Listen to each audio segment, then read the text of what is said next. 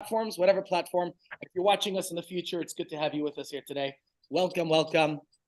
Today we're going to talk a little bit about anti-Semitism. Last week we focused on Israel. We focused on Israel's purpose and place and our claim to the Holy Land. Today I want to focus on the hatred and animosity that we're seeing. We were lucky for a few days. We saw some sympathy, some support for Israel. People felt bad for us of what we experienced at this terrible massacre. But as soon as we lift our hands to defend ourselves, we're aggressors, we're terrible, blah, blah, blah, right? That's what we're seeing throughout the media. We're hearing it from our government here in South Africa. And unfortunately, that is a reality that we've experienced for a very long time. So let's today talk about that. Anti-Semitism, how it is, how it exists, and how it relates to Israel in particular, how Israel singled out, how there's double standards, how Israel is expected to be at a different way of responding and dealing with every situation. And we first have to clarify, and that's what we're going to do today, why there's so much hatred when it comes to Israel. And you look at these anti-Semites just coming out of the woodwork. You know, where were they to condemn the atrocities committed against Jews? Okay, and to understand also, and this is a very important point, there is something called legitimate criticism of Israel. Okay, and that's what we're going to focus on today, the 3Ds. Have you heard of the 3Ds? This is something that Natan Sharansky, very famous Israeli politician, he's actually Russian. My cousins are close friends with him. And we'll talk a little bit about the way he says you can decipher if anti-Semitism is specifically, if the discrimination, if the condemnation, if the criticism is specifically related to Israel and it's anti-Semitism or it's real. There's nothing wrong with having a legitimate claim. I mean, look at Israel as the democracy we've seen in the past few months, but unfortunately it's torn us apart. But let's look at the difference between anti-Semitism and also what bothers me more so, and I want to address that a little bit today, and maybe we'll talk more about that tomorrow, is Jews joining the club. When I drive by the U.S. Embassy, which is around the corner from my house, the U.S. Consulate, and I see people standing there, Jews for a free Palestine, I'm also a Jew for a free Palestine. But what does that mean? What is the connotation of when they put that sign up? Yeah, I think Palestine should be free from Hamas, and it should be free of terrorism that attacks Jews. Yeah, that's what I believe.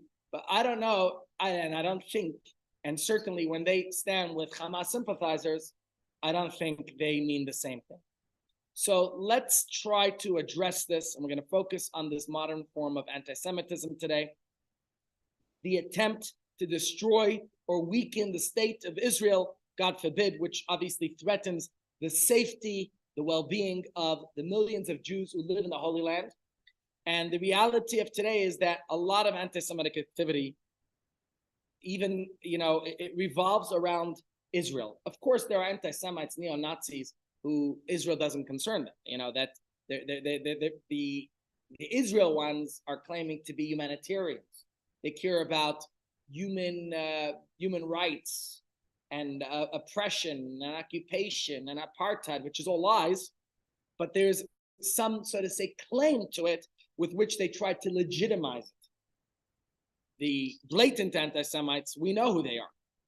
But what makes it worse is when we have Jewish people who join the bandwagon and people who are caught up with this whole shtick. So let's take a look at it. I have a video for you to watch. Let's hope that our sound works. And that's our question. Why does so much anti-Semitism and hate center around Israel? Okay, so we're going to look at it from a few angles: the historical aspect, modern day anti-Semitism, as well as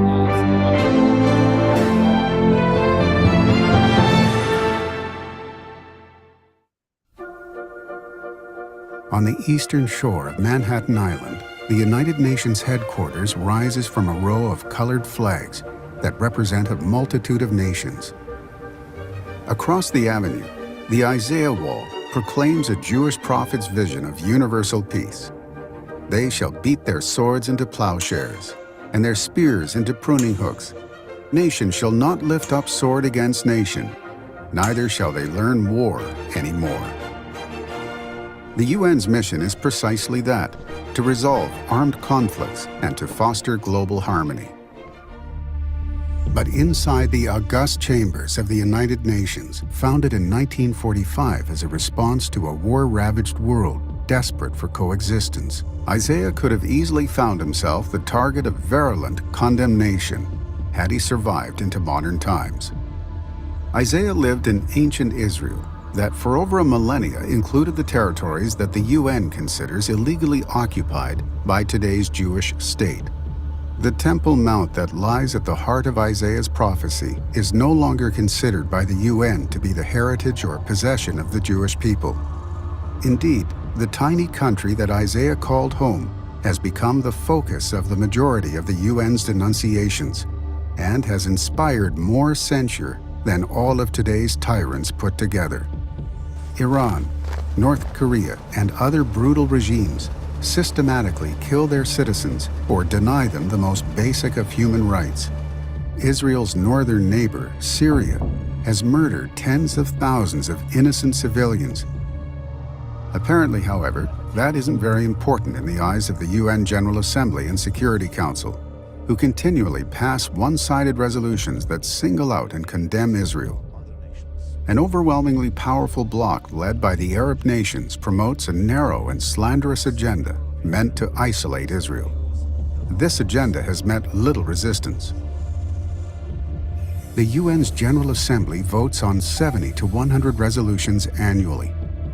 15 to 20 of these regularly express disapproval of Israel.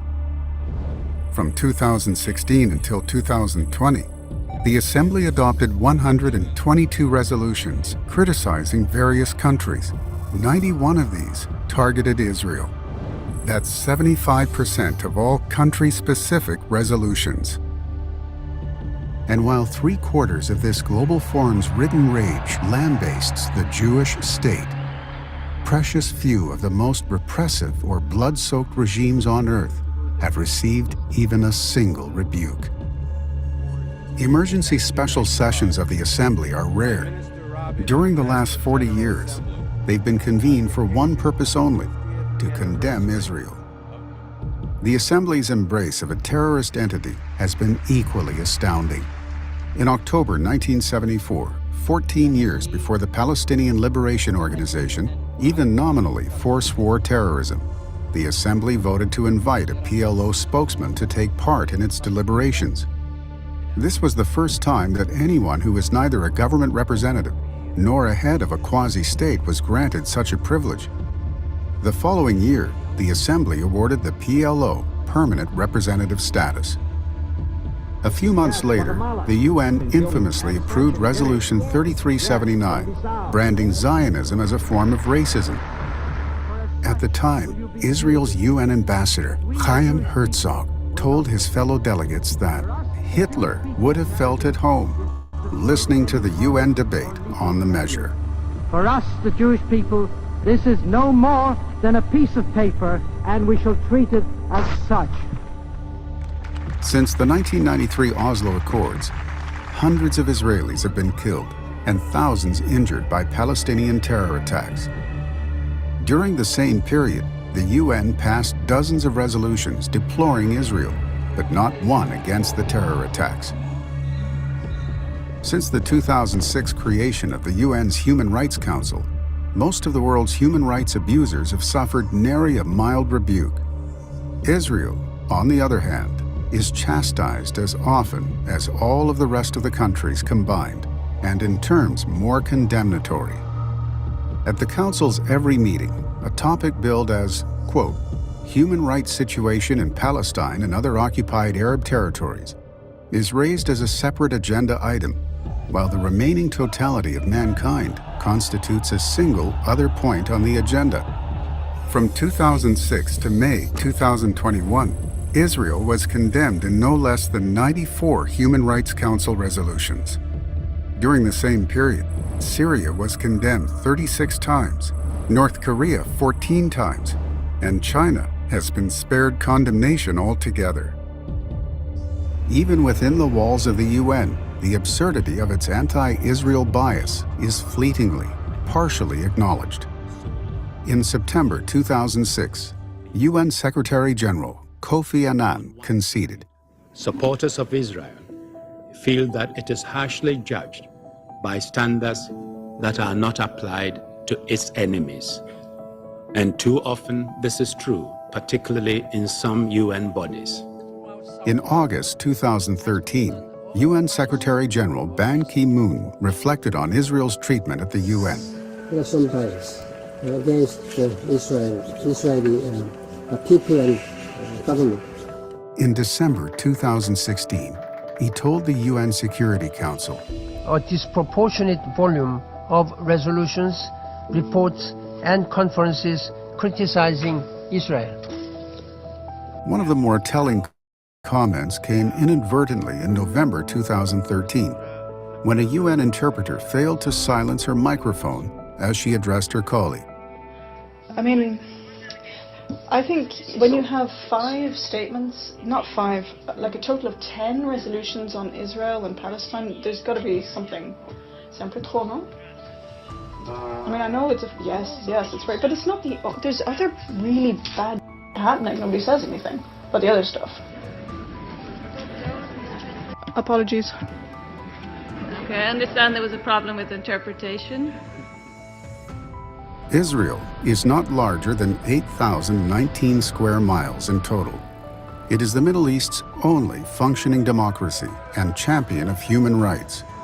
It is a world provider of humanitarian disaster relief and medical, agricultural, ecological, scientific, technological, and security innovations. But when seen through the lens of historical UN bias, the overwhelming majority of all the world's evils and all of the world's ills belong to the tiny Jewish homeland in which Isaiah spoke his vision of swords being beaten into plowshares.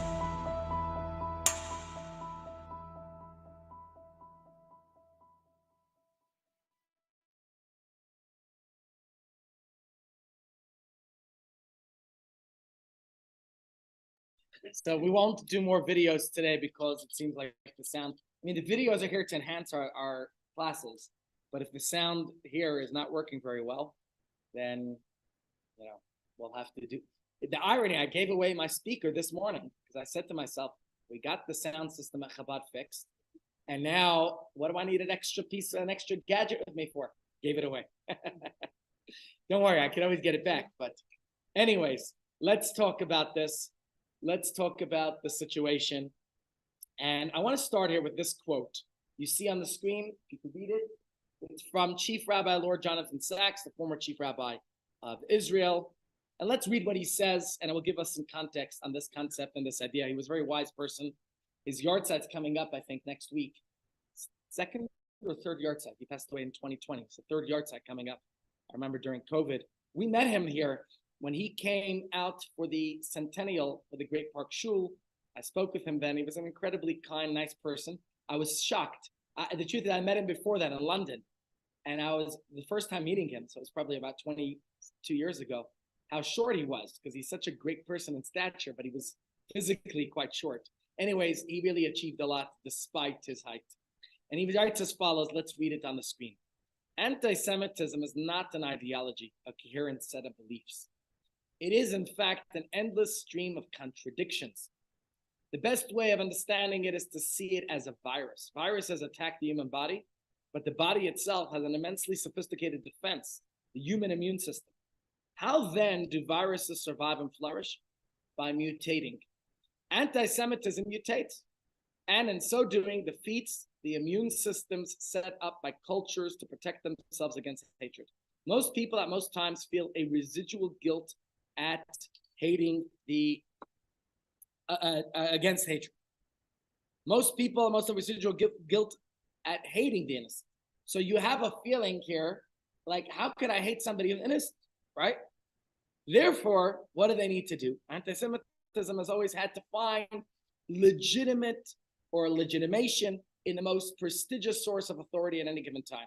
We even see it in our government here today. Don't tell me Naledi Pandor is no anti-Semite. Yeah.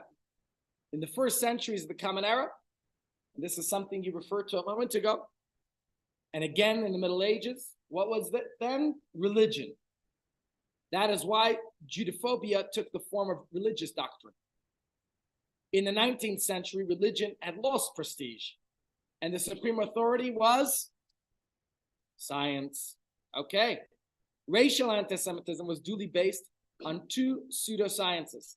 Social Darwinism, the idea that a society has a nature, the strong survive by eliminating the weak, and the so-called scientific study of race.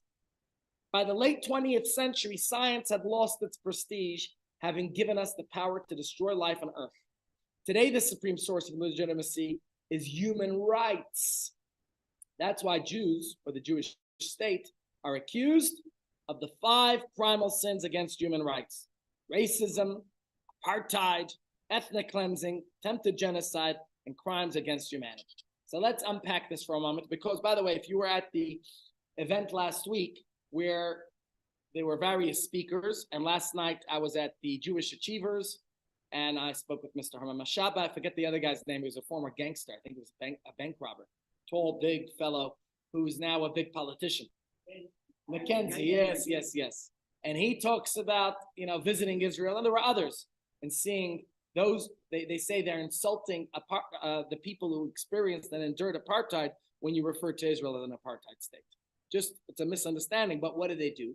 Since most of the population of this country suffered under apartheid, it's a good way to get them to gang up against Israel, because what do you tell them? Israel's an apartheid state. Even if it's a lie, the people buy into it because we have to eradicate apartheid. So let's try to understand this. The classical era and Middle Ages, the problem, the virus then was religion. Yes? Judaism is the eternity of the true religion, and there's all types of claims why Judaism had to be eradicated, and they hated us because of our Judaism. Yeah, go back to the Middle Ages, go back to the Crusaders, go back to the expulsion of Jews. By the way, this happened on both sides. The Almohads were Muslims. They hated Jews because we didn't accept Allah and we didn't accept Muhammad. And then the Christians didn't accept us because they hated us because we didn't accept their savior. Okay, so it went in both ways. Then from there it mutated, and this is more late 19th century. What happens? Science. The inferior Jewish race is infecting the superior Aryan race, right? So it's a scientific reason why you have to eradicate and eliminate and exterminate the Jewish vermin, the Jewish, what did they call us? The parasites, the Jews. And then finally, now, of course, that's unpopular. So it's all about, it's dressed up, it's camouflaged in human rights, because Jews violate human rights. This is the claim today. It's all the same hatred, same anti-Semitism. And what is it? The hatred of Jews seeks this legitimacy by dressing it up in some kind of moral, ethical claim. So in the past it was religion, and then it was from religious arguments it moved into these scientific ones, as we talked about. Now, let's think about some modern, more recent Jewish holidays. What are the rabbinic holidays? I'm not talking about the biblical ones, not the pilgrimage festivals, Pesach, Shavuos, and Sukkot, and I'm not talking about Rosh Hashanah and Yom Kippur. What are the 2 other favorite Jewish holidays? Purim and Hanukkah, okay? Which one came first historically? Purim. Then comes Hanukkah. So let's look at the 2. What was the story in Purim? Haman justified his genocidal plan for the Jews. How? By pointing at our different religion, how different we are. We were different, exactly. He said, Yeshna am echad, there's this one people who are mefuzar, mefaira, dispersed and divided amongst your peoples. He pointed out our distinction, that we're different, okay? And Christians did the same things, and those who hated us for religious reasons throughout history, they framed their hate as resultant from the notion that Jews rejected and killed their savior. That was the story. And Muslims, the same thing. They said that we rejected their prophet and the religion. The same exact story. What I'm curious is, I'm no historian, so if anyone here is, if you could tell me, I wonder, Hinduism and Buddhism, was there any friction ever? Because if you come to think of it, Judaism is really at odds with Hinduism and Buddhism because they believe in polygamy, and not polygamy, maybe that too, but they believe in polytheism. And Judaism doesn't. I mean, you think about this week's Parsha, Abraham went against the grain of his time. He and Sarah were teaching the world about believing in one God, whereas everyone else believed in the pagan polytheism. But any historians here want to share? What do you know?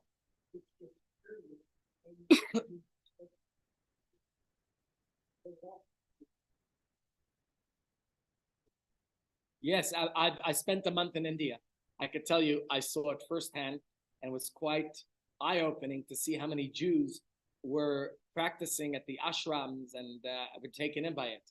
The irony, and there's stories of people who met with the Dalai Lama, Jews, Israelis who met with the Dalai Lama, and he said to them, you know, you guys have the original, you have the source. But what's interesting to me is why he would say that if he has a conviction in his own beliefs.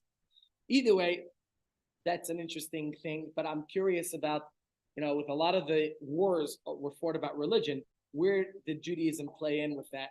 Especially considering that there was always a Jewish population in the Far East.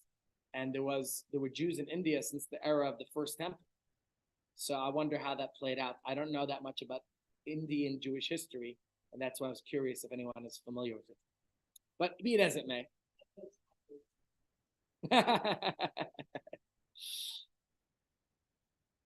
And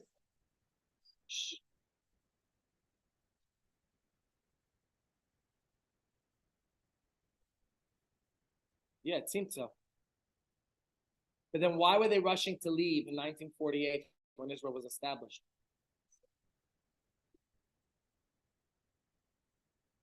Right.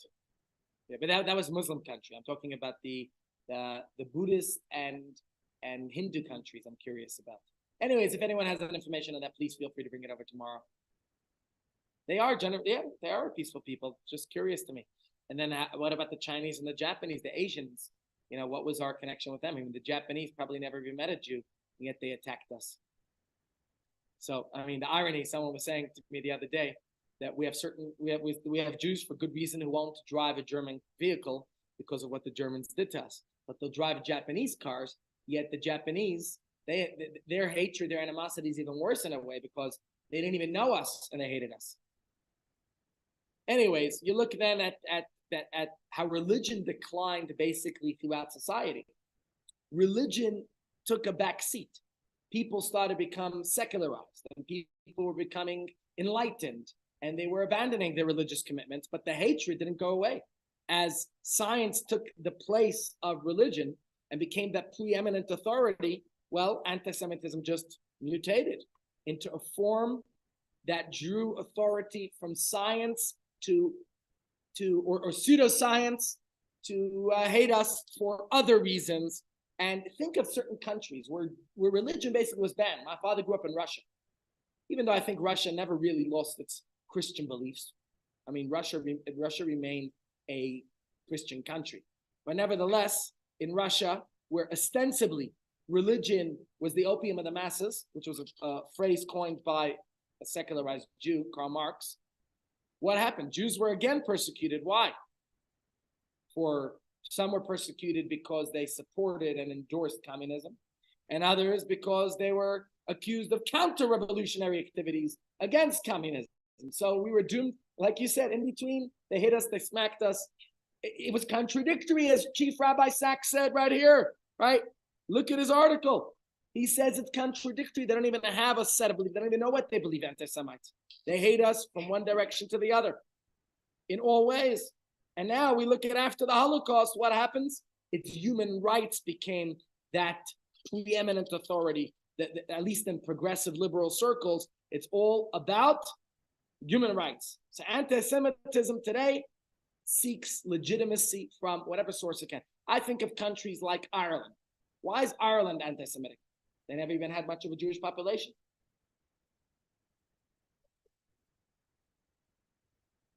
Again, they camouflage it in their human rights. So when an anti-Semite wants to fire up people who care about human rights, what do? They want to rile them up against the Jew. So they accuse the Jew or the Jewish state, because now today, I'm not an anti-Semite. I don't like, I'm anti-Zionist, they say. Anti-Zionists, okay? Of course, I agree with you, 100%. But they like to camouflage it in their human rights activism. That's the way they put it. And I'm not suggesting in any way, and Ronnie, I'm going to pick on you. Let me ask you, in democratic Israel, can you not voice your opinion against the Israeli government for whatever policies that you don't like? It's a democracy, right? You can. Israel's policies are determined by human beings, and humans, by the nature of a human being, we are fallible, right? We make mistakes, and therefore we are legitimately allowed to be criticized, right? I don't think there's anyone among those following the news from Israel that hasn't at times seen critical reports out of Israel. Within the Knesset itself, they're fighting with each other all the time about their opinions on policies and politics, etc. Okay, and here's a very interesting thing. I'm going to show you right here from the Melman Group. The Melman Group is a group in the U.S. that surveyed American Jews. And here's what they asked them. They surveyed only people who are pro-Israel, okay? This is not going to anti-Semites. And they asked the pro-Israel Jews, are you ever critical of Israel's policies? Look at their survey, okay? And they asked them the following questions. Which of the following best describes you? This is the question they asked them, okay? Are you generally pro-Israel and supportive of the current Israeli government's policies? Are you generally pro-Israel but also critical of some of the current Israeli government's policies? Are you generally pro-Israel but also critical of many of the current Israeli government policies, or you're not pro-Israel? You want to see the responses? Here we go. Put it on the next slide. Why are my slides getting stuck? Here we are. 59% pro-Israel, critical of at least some of the government's policies. Absolutely. But I do think that division was getting a little bit out of hand because it was becoming a religious war. Religion versus, Haredi versus non, it was getting a little bit out of hand. But regardless of that, Israel is a democracy. And as a democracy, you can be critical of the government. So the question then, of course, is how do we differentiate between legitimate criticism of the Jewish government of Israel versus criticism that is hatred, animosity? Because oftentimes what the anti-Semites, I'm not an anti-Semite, I'm just anti-Zionist. So where do we distinguish between the two? How can we differentiate? How can we properly understand the difference between legitimate criticism of Israel and criticism that you could say is motivated by anti-Semitism, which I think there is. And that's why we have to understand that. One formula for differentiating between the two is we're going to start with the religious source from the Medrash, and then we're going to look at Natan Sharansky. That's what we'll do today, okay? Because I want you to come home not just thinking, not just saying we looked at some ideas and had some good questions. I want you to come up with tachlis, some good answers, okay? So the Medrash here talks about the story of Emperor Hadrian. Familiar with Hadrian? Was he a famous anti-Semite? Pretty much, yeah. Hadrian, after the destruction of the first temple, he ruled from the year 117 to 138 of the Common Era. The temple was destroyed in the year 70. So we're talking about a good 50 years later, 50 to 70 years later, he was the emperor of Rome. And he was a brutal anti-Semite. He did worse than the destruction of the temple that was brought about by Titus HaRasha. He just destroyed the temple. It was Hadrian who really tried to mow down, to persecute the Jews, to eliminate, to eradicate, to exterminate Judaism from Israel. And it wasn't just Jews, but it was Judaism that he focused on. Let's look at this, okay? So here you have a fellow named Imactron. How do you pronounce this? Imactron. It's in the Gemara mentions his name. Imactron wrote to Emperor Hadrian, if it is circumcision that you hate, well, you know something, Arabian tribes also circumcised. Again, Arabs preceded Muslims. Islam only started in the 7th century of the Common Era, but Arabs are the people of that region. And they also circumcised themselves, okay? Don't forget Bnei Ishmael. It's in this week's parsha, next week's parsha. Abraham has his bris at what age? 99. By the way, I saw an amazing story a few months ago. I think it was around May, when a 96-year-old Jew was inspired by an 8-day-old boy, the son of Chabad Shluchim in Toronto, who were going to give a bris to their son. And this 96-year-old man who fought during he was a Russian war pilot, and he never got circumcised. He was born during the communist regime. He's 96 and never had a bris. And he said to the rabbi, he asked him, can you organize a bris for me too? I also want a bris. This rabbi, and I don't know of any, myself too, I've never heard of anyone close to the age of Avraham getting a bris at that age. And he got the doctor's permission, and he had a bris just a few months ago at 96 years old. Just imagine that. Okay, but the point that this Imakantron is saying to Hadrian in his letter, he says the Jews are not the only ones. Hadrian forbade circumcision. He says, if it's circumcision that you despise, well, why are you only picking on the Jews? The Arabs also circumcised themselves. If it's Shabbos observance that Hadrian forbade observing Shabbos, is that's what you despise? Well, the Kuthians also observe Shabbos, right? Kuthians were some tribe, maybe they were the Samaritans or something like that. There were other tribes that followed the Jewish ways. Some of them lived in Israel, and they emulated Jewish practices. They also observe Shabbos. Why aren't you, if you hate Shabbos, you wouldn't just persecute the Jews. You'd persecute anyone who observes Shabbos. Take today as an example, there's the Seventh-day Adventists. What day do they observe? Saturday or Sunday? Okay? So if you despise Shabbos, don't just come after the Jews. He asks him clearly, if you're only going after the Jews, then it's not the observance you hate, but it's the Jew that you hate. And therefore he concluded with these powerful words, their God will exact punishment from you. Now, Hadrian justified his brutality against the Jews by pointing to these practices that were against the Hellenistic values, circumcision and Shabbos. Go to the story of Hanukkah. That's what they despised. And it was banished on the pain of death. This Imakatron, I don't know much about him. Anyone here familiar with him? Who he was, what he was, what he stood for. But he called Hadrian out for his double standard that we see throughout the media today. If you have a claim that there's occupation, okay? A claim, it's something that's, if you want to claim it, I'm not concurring with it because I know that we have legitimate rights to the West Bank, to Judea, to Samaria, to territories that Israel claimed, both militarily for our survival and historically as our ancestral homeland that we discussed last week. But if you have a claim against occupation, where are you with Tibet and China? Where are you with Russia and Crimea and Ukraine? Where are you with all the other disputed territories in the world? Huh? Only Israel, exactly. Thank you. So if Hadrian's leaving alone all the others who observe circumcision and Shabbos, etc., this proved that Hadrian was motivated by something other than just his dislike of these practices. It wasn't that he despised the practices, but rather he despised one group who observed those practices, the Jews. And that's why this fellow says, God will punish you. Of course, the Hadrian didn't like that. I think it says that Hadrian wasn't so happy with that letter, and he was searching out this fellow to execute him, but he had no way. How was he going to find him? Today you have handwriting analysis. Today we have technical ways of finding the source of something. I was going to do it back then, so he couldn't go after him. But you think about today.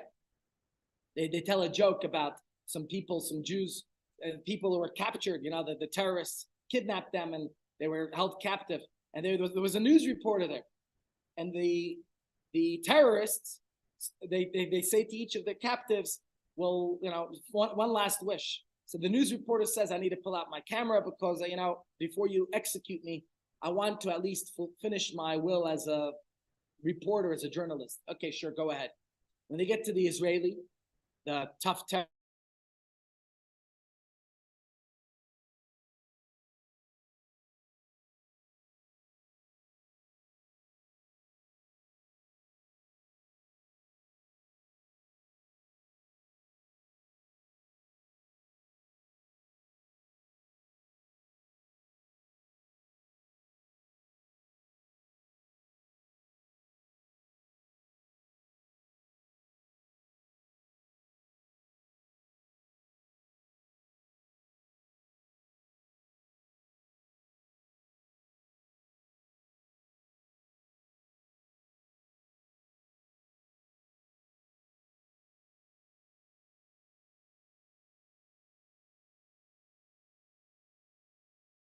So this double standard, we see it all the time, and this isn't the only instance. There's so much of it.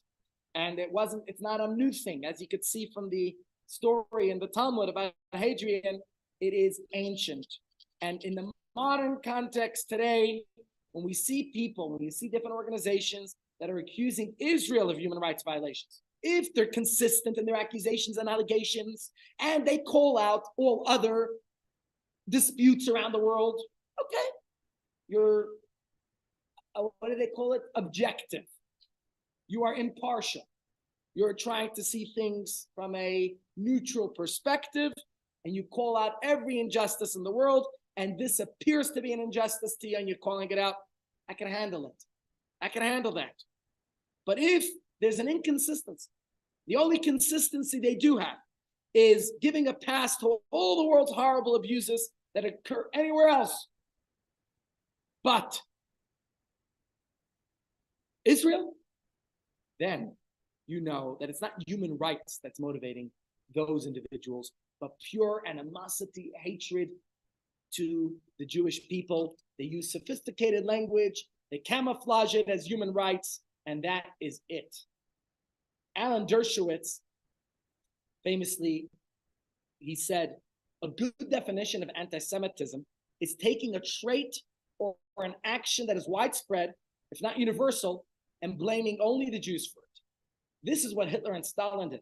And that is what former Harvard University professor Lawrence Lowell did in the 1920s when he tried to limit the number of Jews admitted to Harvard because Jews cheat, he claimed.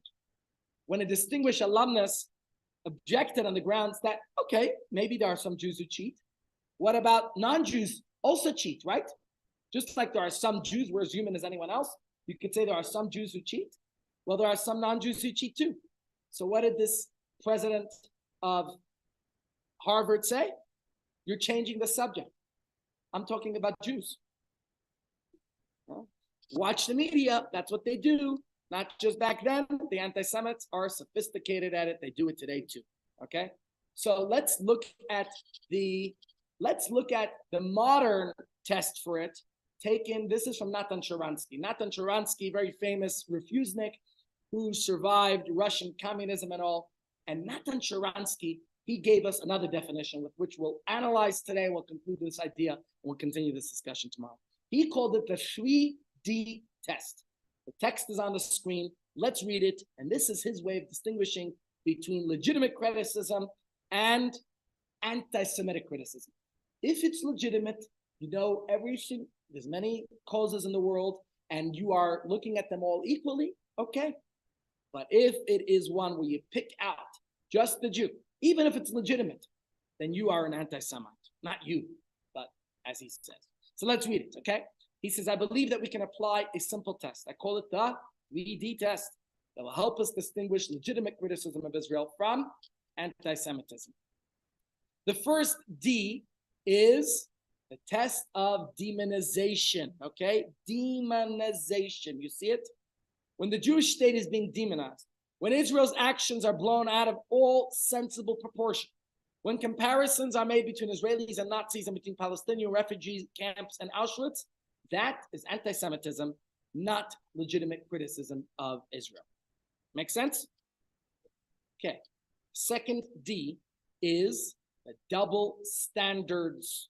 When criticism of Israel is applied selectively, when Israel is singled out by the United Nations for human rights abuses, while the behavior of known and major abusers, China, Iran, Cuba, Syria, Russia, are all ignored, when Israel's Magen David Adom, alone among the world's ambulance services, is denied admission to the International Red Cross, that is anti-Semitism.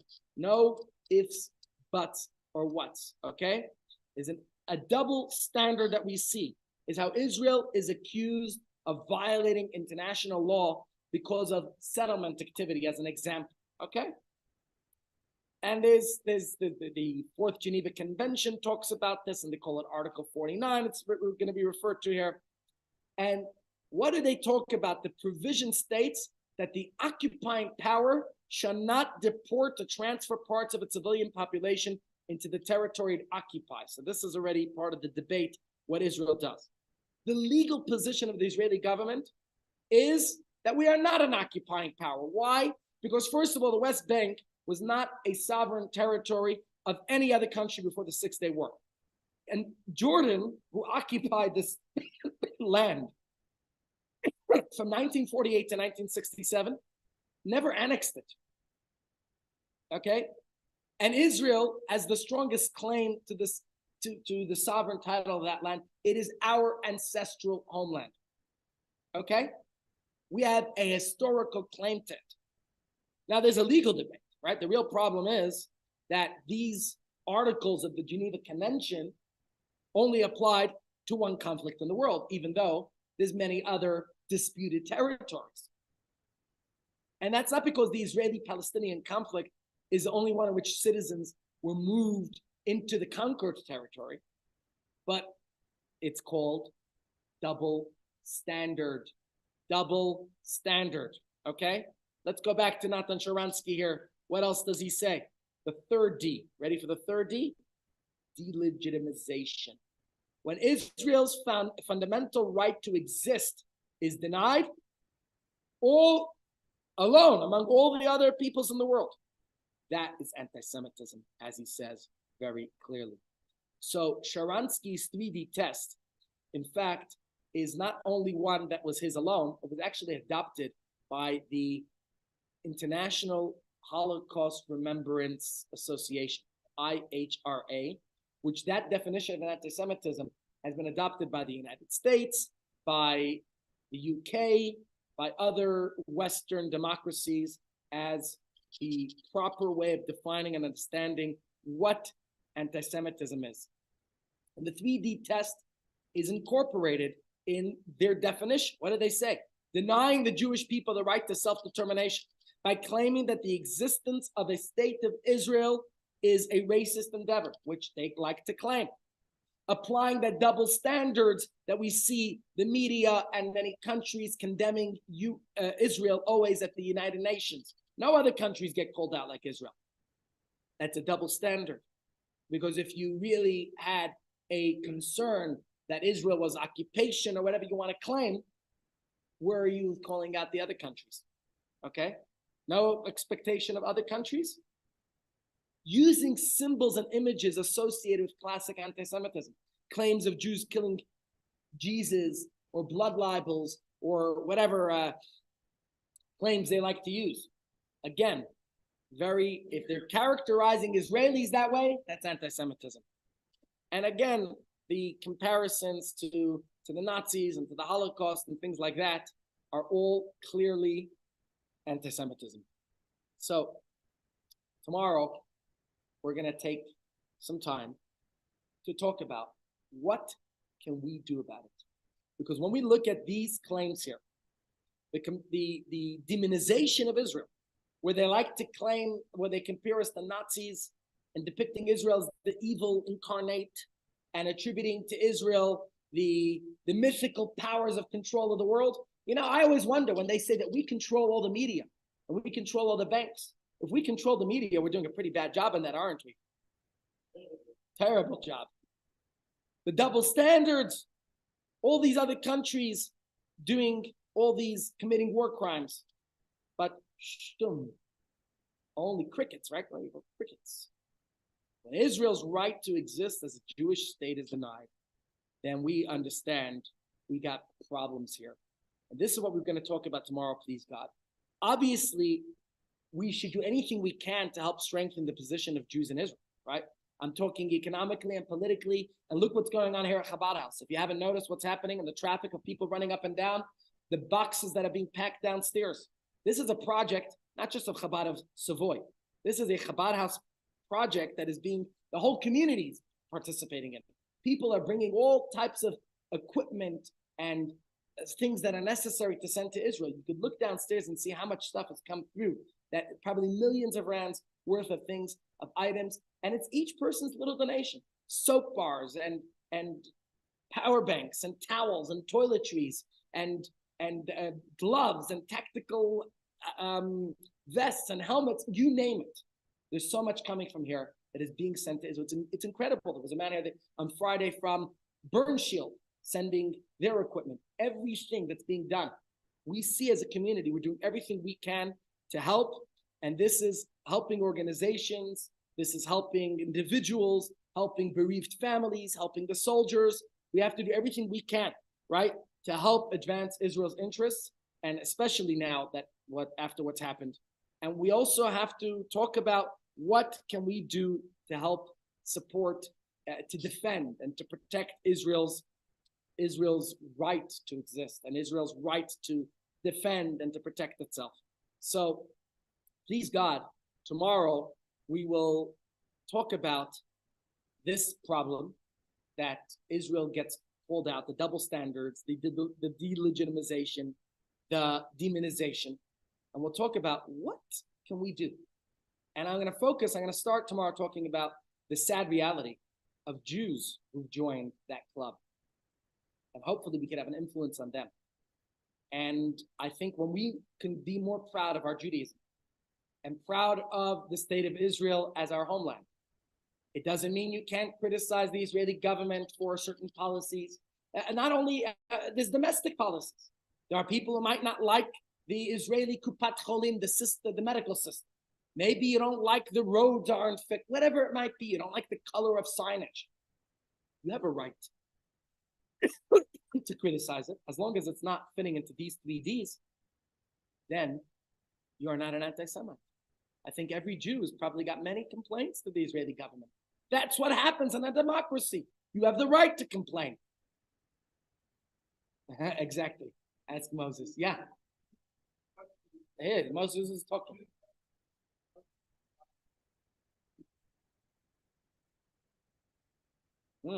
What's going on there with the world's forgotten? There was a genocide there not long ago, the 90s, early 2000s. But where does Bosnia stand in Israel? I can tell you this, Bosnia had major anti-Israel demonstrations this week. I don't know about Rwanda. I haven't seen where they are in the media, but unfortunately, you're right. The other atrocities and calamities and genocides are forgotten. Israel defending itself, that the world has a problem with. But guess what? 78 years ago, when the world had a problem with us, nobody came to our defense to protect us. Now we stand up and we defend and protect ourselves. And that's what we do. Ladies and gentlemen, thank you so much for joining us today. Wishing you all a great day. Please enjoy lunch. If you don't realize, I just want to tell you quickly, 1 o'clock, Kim Abadi will be here, please God, for Art and Soul. 1 to 3, it's not virtual, it'll only be in person. We are going to learn how to have fun with recyclables, with things that you might otherwise think are garbage, and how to turn them into good use stuff. Who's in for Art and Soul today? Yeah, we're starting today. You can, but it's going to start already today. I sent out the WhatsApp. I announced it a few times last week, actually. I announced it here. Certainly on Wednesday, maybe even on Thursday.